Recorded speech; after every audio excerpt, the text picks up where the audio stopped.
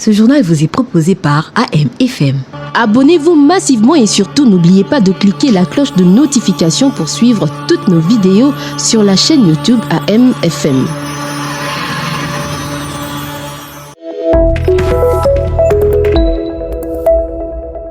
Nouveau journal sur votre radio, fidèles auditeurs, bienvenue à tous. À la une de l'actualité, c'est ce lundi 21 avril que se clôture la mission de certification des sites pour la construction des écoles et l'installation du dispositif WASH. Les experts du ministère de l'Éducation nationale et Nouvelle Citoyenneté étaient déployés sur terrain depuis le 8 avril dernier.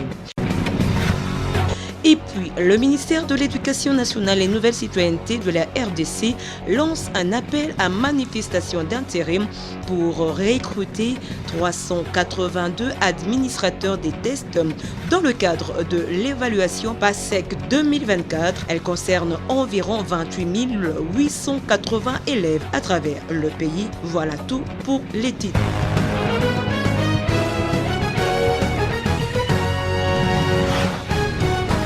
Encore une fois, bienvenue à tous. Tout d'abord, l'Organisation des Nations Unies pour l'éducation, la science et la culture UNESCO a reçu la visite de la ministre d'État, ministre de l'Éducation nationale et Nouvelle Citoyenneté, Raissa Malou, accompagné de l'ambassadeur de la RDC en France, le professeur Émile Goy, occasion pour Raissa Malou de réaffirmer l'engagement de la RDC de travailler sur l'amélioration de la qualité de l'éducation pour tous, ensuite de rappeler la nécessité de faire arrêter cette guerre injuste dont est victime la République démocratique du Congo. Je vous convie de la suivre. Et donc nous voulions ici rappeler à l'UNESCO que pour nous c'est important qu'ils soutiennent la République démocratique du Congo dans cet effort de faire arrêter cette guerre injuste.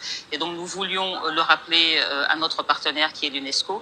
Et nous nous réjouissons du renforcement encore de la coopération et du travail que l'on va faire, notamment dans le numérique, je l'ai dit, dans la formation des enseignants, mais également dans la réforme des programmes éducatifs. Et je voudrais profiter aussi de ce moment pour remercier infiniment monsieur l'ambassadeur de la RDC ici à Paris, parce que j'apprécie vraiment le travail qui est fait au niveau de l'ambassade, à la fois pour remobiliser notre diaspora, recréer la confiance avec notre population qui est ici. Pour moi, c'est vraiment essentiel et le travail que vous faites est absolument magnifique à ce niveau-là. Et le vice-ministre de l'Éducation nationale, Jean-Pierre Kézamoudrou, était quant à lui dans le Haut-Katanga où il a visité une école secondaire pilote spécialisée en informatique en pleine construction à l'université protestante de Lubumbashi. Deor Mwamba nous en dit plus dans ce récit. C'est une école secondaire pilote spécialisée en informatique et construction à l'université protestante de Lubumbashi, qui a été visitée par le vice-ministre de l'Éducation nationale durant son séjour au chef-lieu de cette province. A-t-on appris samedi des sources officielles?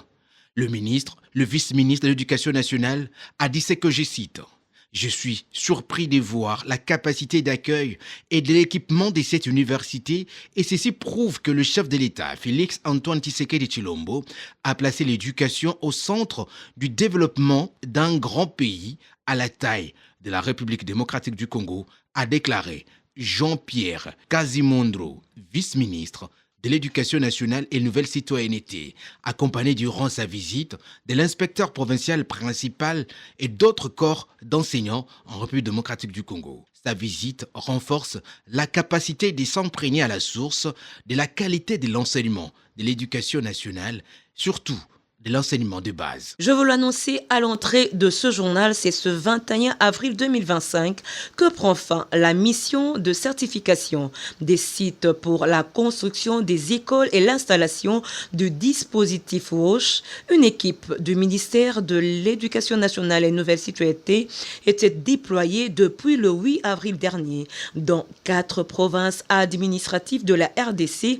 L'objectif était de favoriser l'inclusion des filles et des enfants ainsi que des élèves vivant avec handicap dans un environnement d'apprentissage de qualité. Plus de détails dans ce récit de Bienfait Indombo. Cette mission rentre dans le cadre du projet d'amélioration des qualités de l'enseignement. Elle a pour objectif de favoriser l'inclusion des filles et des enfants ainsi que les élèves vivant avec handicap dans un environnement d'apprentissage de qualité. Le projet vise à travers cette action à réaliser l'évaluation environnementale et sociale préliminaire intégrant les aspects liés à l'atténuation des risques et des violences basées sur le genre, d'exploitation et abus sexuels, harcèlement sexuel en milieu scolaire. L'initiative de certification et de screening environnemental et social concernera 70 écoles primaires et 200 installations hoches dans les provinces de l'Ituri, Kasaï, Kasaï central et Kasaï oriental. À travers cette mission, PEKIP met en œuvre la première composante parmi les 4 qu'il comporte, à savoir l'amélioration de l'accès à des environnements d'apprentissage, l'amélioration de l'efficacité des enseignants, le renforcement des systèmes et de la gestion des projets inclusion sociale, gestion du projet et assurance qualité et intervention d'urgence conditionnelle. À signaler que cette mission est pilotée par la Direction nationale des constructions, d'entretien, de réhabilitation et de gestion des infrastructures scolaires (DINAC) et l'équipe des sauvegardes du projet PEKIP. Et dans la province éducationnelle de Kwilu-2, le prophète Yoy Bokete Jean-Pierre relance l'élan administratif. Objectif, améliorer la performance des services provinciaux et contribuer à l'excellence du système éducatif congolais. Je vous convie de suivre successivement le directeur provincial Yoy Bokete Jean-Pierre ainsi que quelques participants au micro de votre rédaction. Les objectifs sont tellement clairs. Il s'agit de l'amélioration du rendement des services et aussi donc créer l'émulation entre personnel. Vous savez qu'au début de l'exercice de nos fonctions dans cette province éducationnelle, nous avions pris l'engagement de relever les défis liés à l'administration, liés à la gestion du personnel, donc à la gestion des ressources humaines, ressources financières et des ressources patrimoniales. C'est ainsi que nous sommes retrouvés aujourd'hui avec les agents après avoir évalué donc le niveau de prestations de division des services de la direction provinciale. Nous nous sommes rendus compte qu'il y a eu un peu de petits couacs et il faudrait que nous puissions saisir donc cette opportunité, nous retrouver avec ces agents et cadres dans les soucis de renforcer leurs capacités pour que nous puissions avoir un bon rendement du système éducatif, encourager ceux qui travaillent bien pour que les autres puissent emboîter les pas. Et je pense que nous avons atteint l'objectif de notre séance de séjour. Pourquoi? Parce qu'ils sont sortis avec vraiment joie, dans les soucis de se voir demain, donc se mettre sur la ligne droite. La ligne droite, c'est laquelle? La ligne droite, c'est s'inscrire dans les 5 principes directeurs. De la vision, bien les 5 principes directeurs du plan quinquennal du ministère de l'Éducation nationale et nouvelle citoyenneté 2024-2029, surtout dans son deuxième point qui est le renforcement de l'administration. Je suis ravie de voir que depuis que notre prophète est ici, il a l'habitude de renforcer ses engins en capacité. Ce qui venait de nous donner comme formation, ça m'a réjoui. Vraiment, les impressions sont très bonnes. C'est une excellente réunion. C'était un recadrement de tous les agents. Vous savez que quand vous gérez le personnel, vous devez avoir des tactiques pour les gérer. D'un atelier à un autre, cette fois-ci, ce sont les acteurs éducatifs des provinces éducationnelles du Kasaï 1 et 2 qui étaient en formation sur la planification sensible au genre organisée par le ministère de l'Éducation nationale et Nouvelle Citoyenneté avec comme objectif d'outiller ces acteurs sur l'élaboration des plans d'action concrets, réalistes et inclusifs. Les détails dans ce reportage. Ces acteurs éducatifs sont en formation sur la planification sensible au genre, laquelle, organisée par le ministère de l'Éducation nationale et Nouvelle Citoyenneté, sous la houlette de la Direction d'études et planification DEP à travers le projet PEKIP. Sylvain Soumaïli, chef de division de cette direction qui a lancé les travaux, a rappelé que cette formation est une réponse à l'inégalité observée dans le secteur éducatif qui, grâce à des réformes appuyées par la ministre d'État, ministre de l'Éducation nationale et Nouvelle Citoyenneté, compte promouvoir l'égalité des chances entre les filles et garçons. Il a dit compter sur les participants qui sont appelés à mieux assimiler les nouvelles connaissances pour atteindre le changement voulu. Virginie Alembe, directrice provinciale Kasaï 1 de l'Éducation et Nouvelle Citoyenneté, a profité de cette occasion pour souligner les mots qui favorisent le faible taux des élèves filles à l'enseignement secondaire, notamment les pratiques communautaires et pédagogiques. Selon différentes études menées, seulement 11 filles sur 100 arrivent à terminer les secondaires.